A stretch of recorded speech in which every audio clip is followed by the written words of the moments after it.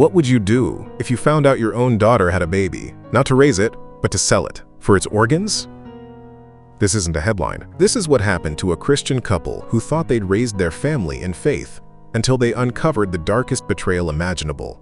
And what they did next saved 2 innocent lives.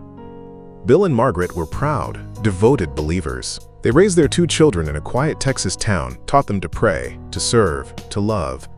Their eldest daughter, Shayla, was always the wild one, but they never imagined she'd wander this far. At 27, Shayla vanished from their lives. No calls, no church, no Christmas. Then, 2 years later, she resurfaced with a newborn in her arms. Only, there was no celebration, no birth announcement, no baby pictures. She wouldn't even let her parents hold the child. Something felt off. And then one morning, Margaret overheard something that made her blood run cold. Shayla was on the phone, her voice cold, calculated. She said, "It's done. I got 25 for the liver. They said the lungs were too small." Margaret stood frozen behind the hallway door. $25,000 for a child's organ.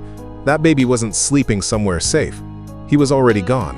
They reported her missing grandchild to the police. But what they uncovered was worse than they feared. Shayla had sold her baby for black market organ trafficking. Her child was born and murdered within 48 hours. No funeral, no name, just money. Bill and Margaret were devastated.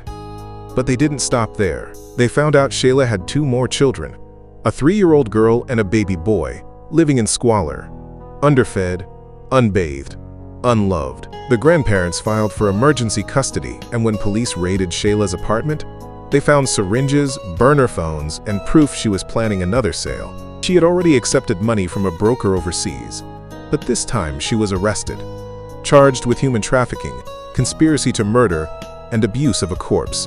Bill and Margaret legally adopted their 2 grandchildren. They renamed the baby Hope, because that's what God gave them in the ruins.